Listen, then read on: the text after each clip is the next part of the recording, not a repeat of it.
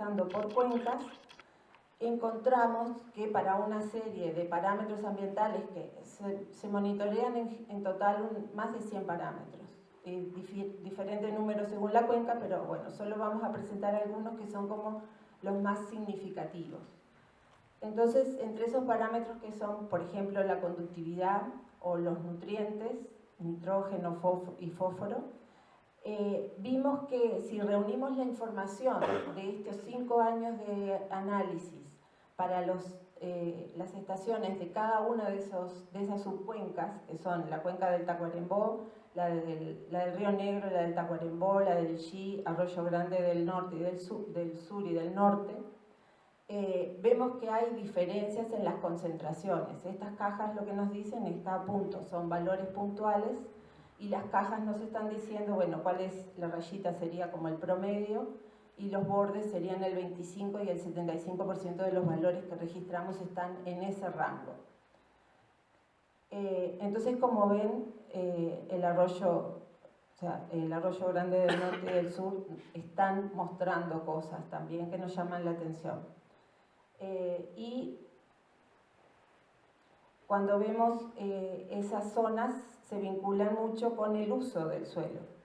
En la cuenca alta tenemos valores que llaman la atención y que están muy asociados al uso intensivo del suelo agrícola en la parte brasilera, en el territorio brasilero, y en la cuenca baja también tenemos valores que nos llaman la atención y que tienen correlación con el uso del suelo agrícola en las cuencas del sur. Si vamos directamente a los resultados en el curso principal, en el cauce principal del Río Negro, que son esas 16 estaciones que están desde la entrada del Río Negro en Uruguay, que le llamamos la estación 0, hasta la desembocadura casi en el río Uruguay, que le llamamos estación 17, bueno, hay ahí 16 estaciones entre curso principal y embalse. Entonces, por ejemplo, vemos un resultado referido a la conductividad, que la conductividad es un parámetro que mide la concentración de iones disueltos y que nos da una idea de una combinación de factores que nos permite tener una idea primaria de, bueno, cómo es la calidad, la condición del río o del agua en relación a la conductividad. Si es alta puede tener muchas sales disueltas, puede tener iones o que provienen de distintos productos o distintos minerales. La cuestión es que la conductividad nos mostraba valores muy altos en las estaciones de entrada. Esta es la estación que queda más contra Brasil, la 0, la 1 y la 2, serían estas, la 0, la 1 y la 2, y como ven, el río tiene como una recuperación en la calidad, o sea, si bien los valores son altos, hay una recuperación que después se nota mucho más en el tramo medio que corresponde a la zona de los embalses, que llama la atención aquí. Esto es Palmar, es la zona cerca de donde desemboca el Xi en el Palmar, en el embalse de Palmar, que ahí nos prende una luz amarilla o roja, y aguas abajo de Palmar vuelve a subir la conductividad. Cuando vamos a otros parámetros como los nutrientes, que son los parámetros que más nos complican en la calidad del agua del Río Negro, vamos a compuestos de nitrógeno, medimos el nitrógeno total y acá pusimos como valores de referencia unos valores que en lo que llamamos la mesa técnica del agua, que fue una reunión de muchas reuniones de muchos técnicos vinculados a calidad de agua, donde definimos por estudios que distintos investigadores han hecho en el país cuáles son los niveles de concentración de nitrógeno y de concentración de fósforo que representan un riesgo para el desarrollo de floraciones en nuestros sistemas acuáticos en Uruguay. Porque como saben, nuestra legislación dice que el estándar de fósforo es 25 microgramos de fósforo por litro y que ese valor viene de bibliografía, nunca fue testeado en aguas nuestras. Después de, bueno, por suerte hay ya muchos años de estudio y estos investigadores reunidos en esa mesa técnica encontraron que podríamos tener variaciones, que depende bastante del tipo de cuenca, de los lugares, de características de los cursos de agua, y que cursos de agua de nivel 3, o sea, los cursos grandes de agua, los grandes cauces que corren sin llegar a un embalse o a una laguna, ese nivel de concentración podría estar en 70 microgramos de fósforo por litro.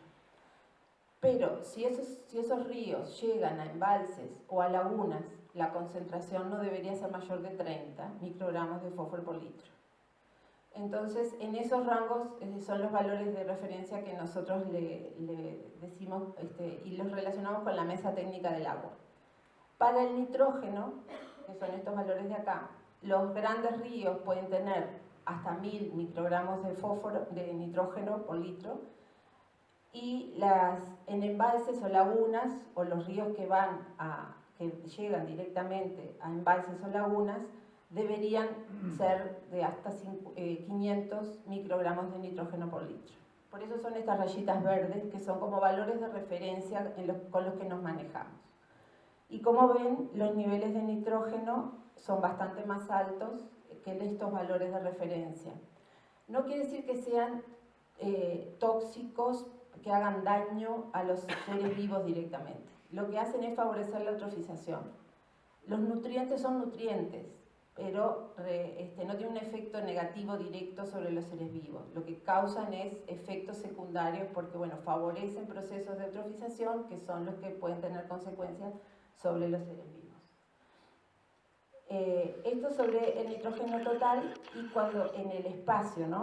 Esto era un análisis de cómo cambia a lo largo del curso principal del Río Negro. Y cuando lo vemos en el tiempo, esperábamos encontrar tendencias, ver si realmente a lo largo del tiempo podíamos decir que han habido cambios, aumentos o disminuciones en la concentración de los nutrientes en el curso. Son valores promedios por distintos tramos, el tramo alto, cursos, el tramo medio con los embalses y la desembocadura. Y como vemos, en el tramo alto, que es donde hay como las mayores variaciones de subidas y bajadas en la concentración del nitrógeno total, no hay una tendencia. Porque si bien acá podemos ver que está incrementándose, acá también lo vimos. Entonces no sabemos si este incremento se va a mantener o va a bajar. Hay variaciones a lo largo del tiempo. Y lo mismo ocurre en el resto de los tramos. O sea, estas variaciones están sujetas a cuestiones que son de periodos relativamente cortos de tiempo. Lo que en cierta forma nos alegra verificar que no hay una acumulación en el agua, o sea, que no hay una tendencia al aumento, pero que lo tenemos que mantener bajo control. Cuando vamos al fósforo, que es como nuestro indicador más sensible, la concentración de fósforo en el agua, encontramos también que si usamos como referencia los 25 microgramos de fósforo que indica la legislación, los niveles de fósforo siempre están muy por encima de ese valor de referencia. Si empezamos con las estaciones que están más próximas a Brasil, hay ahí unos valores altos que después van bajando, o sea, el río recupera o diluye esa concentración, pero acá, cerca de San Gregorio de Polanco, vuelve a aumentar. Reduce la concentración en los tramos de los embalses, entre el Rincón del Bonete y la Cola de Palmar, y vuelve a subir ahí en esa llegada del río Xi a Palmar. Decrece y aguas abajo de Palmar y antes y después de Mercedes y hacia la desembocadura vuelve a aumentar. Es una tendencia natural de los ríos que las concentraciones de las sustancias, ya sea de la conductividad o de los nutrientes, se incremente aguas abajo, porque el río va recibiendo aportes y afluentes que le van aportando nutrientes. Pero acá ocurren saltos, o sea, son saltos grandes y son incrementos importantes. Este es el fósforo total. Si vamos a la fracción de fósforo que está disuelto en el agua y que está directamente disponible para que las cianobacterias o las algas o las plantas lo incorporen como nutriente, tenemos la misma tendencia. Hay un alto valor desde que ingresa el agua al Río Negro, desde la frontera, y otra vez un aumento importante acá en Palmar y un aumento también hacia la desembocadura. O sea, los nutrientes son altos en el río y es lo que más nos preocupa. Esta concentración de fósforo muestra altos aportes en la entrada al Uruguay, una reducción en el medio y un nuevo aumento en la salida de Palmar.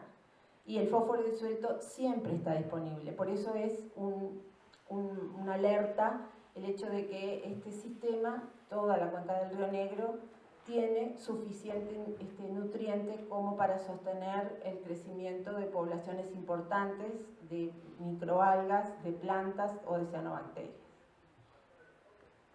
El fósforo se asocia con los aportes difusos y el uso agrícola. Ahora les voy a mostrar porque, bueno, hemos hecho pruebas, modelos, ensayos, para tratar de entender cuáles son las fuentes de esos nutrientes, que es lo que nos preocupa. Para entenderlo, para poder después sugerir medidas que nos ayuden a controlar ese aporte y bueno, y a revertir, ojalá, y mantener la calidad del sistema.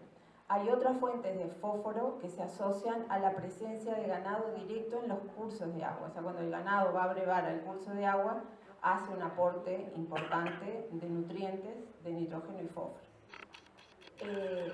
Temporalmente, la concentración de fósforo temporalmente, o sea, acá desde 2018 a 2022, también vemos que no hay una tendencia clara, no hay un incremento ni un decrecimiento claro. Lo que hay son picos o pulsos asociados a eventos. Por ejemplo, este es bastante claro, que fue el evento de 2019. Después que llovió mucho en el verano de 2019, se vio un incremento en los niveles de fósforo hacia el otoño de 2019, otoño-invierno. Ahí son estos picos y después vemos también otros incrementos que, bueno, no sabemos si esto se va a sostener o va a volver a bajar. Lo que nos llama la atención es que estos incrementos se están dando en periodos de seca. O sea, aquí no podemos decir que se deben al ingreso de agua desde la cuenca. Vamos a tener que ver después con qué se vinculan estos valores altos de fósforo en el agua del sistema.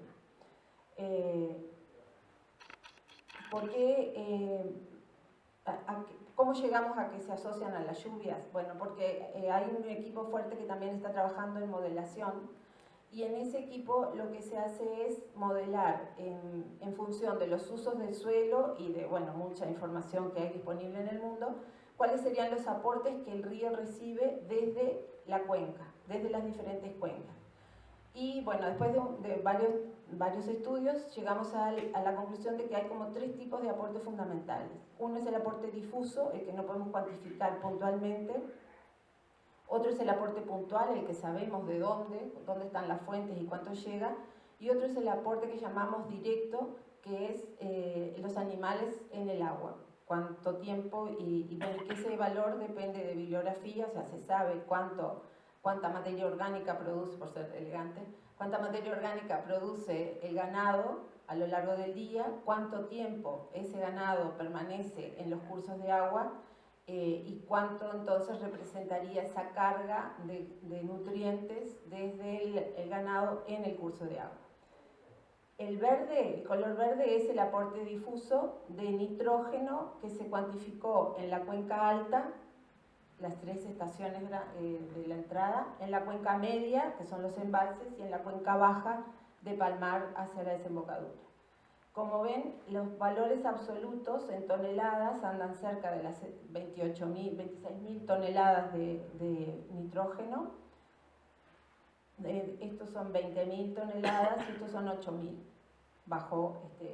porque es valor absoluto. Esta cuenca es mucho más grande que estas otras. Lo que vemos también después es que el valor o la carga de nitrógeno aportado por el ganado directamente al curso de agua se mantiene relativamente constante a lo largo de los años porque la cantidad de ganado se ha mantenido relativamente constante. Entonces ese aporte no varía significativamente en el tiempo. Sin embargo, cuando lo llevamos a valores relativos, sea, cuánta de esa carga que llega al agua está aportada por el aporte difuso o por las otras fuentes. Y vemos que en años secos como el 2020, 2020, esto es 2017-2021, este fue un año lluvioso, el 2019, y entonces la mayor parte del aporte es difuso. En cambio, 2020 fue un año seco y la mayor parte del aporte de nutrientes que llega al agua es por el acceso directo, porque aparte también se da que, obvio, si no hay agua, los animales van directo a brevar al curso de agua. Entonces, bueno, esta es una oportunidad que encontramos para definir buenas acciones o buenas prácticas para reducir esos aportes. Lo mismo con el fósforo. El comportamiento es bastante similar, depende mucho de la cantidad de lluvias que caen en ese año y los aportes relativos de las cargas también tienen el mismo comportamiento. ¿Por dónde ingresan entonces esos nutrientes a los cursos de agua? El ingreso tiene un origen principalmente difuso y que está vinculado o arrastrado por las lluvias, pero no es despreciable el aporte directo, sobre todo en periodos de poca lluvia o de sequía. Y el aporte puntual de los nutrientes, esas fuentes puntuales, las detectamos en sitios o en tramos específicos de algunos de los cursos de agua, como el Chi, como el Tacuarembó, como en el mismo Río Negro en algunos sectores. Los compuestos orgánicos y los metales pesados no fueron un problema en la calidad del agua. Los valores que se encontraron fueron relativamente bajos y en muy escasas ocasiones, fíjense que tenemos más de 300 datos detectados, y estos son la cantidad de datos que no cumplen con algún valor de la normativa. En 13 años de información, en 5 años de información, encontramos que los que más nos preocupan son el plomo y el zinc, que justamente estamos tratando de encontrar a qué se deben que hayan valores detectables o cuantificables de estos metales. Si vamos al río Xi, que es el otro ambiente que entiendo les va a interesar, porque, bueno, como les decía, vemos esos valores que llegan a palmar y nos llaman la atención del río Xi. Tenemos estaciones de monitoreo desde las nacientes. Acá se encontraría la ciudad de Durazno, hay sitio aguas arriba y aguas abajo de Durazno, y la última estación es la que ya está entrando en el embalse. Cuando vemos los valores de conductividad, tenemos unos valores altos de conductividad en la zona de la naciente, que nos llama la atención, pero podría ser mismo por la geología del lugar. Y después hay un incremento hacia la desembocadura, que es algo esperable de la conductividad. Y en el tiempo tenemos que no hay tendencias claras. Hay subidas o bajadas, pero no hay tendencias claras. Cuando vamos a los nutrientes, en este caso el nitrógeno, vemos que si bien los valores promedio son bastante similares a lo largo del río, los rangos varían y van en subida, van en crecimiento. También es esperable aguas abajo, pero acá hay un salto, que es en la estación que está aguas abajo de Durazno. Y si bien baja la concentración del nitrógeno después o sea, ya casi entrando en el embalse, nunca se recupera al nivel que estaba antes. Cuando vemos qué componente del nitrógeno es el que puede presentar esos valores o cuál aporta, vemos que el amonio es el NH4, que está asociado a heces y a orina, es una fracción del nitrógeno más reducida. En la estación aguas abajo de Durazno se encuentra ese valor más alto, que lo asociamos justamente a un aporte puntual, por ese tipo de componente. Y en el tiempo, el nitrógeno tampoco presenta tendencias demasiado definidas. Si vamos a la concentración de fósforo, como ven, nos pasa lo mismo. Después, en este caso sí es bastante claro que la concentración promedio de fósforo va incrementándose a lo largo del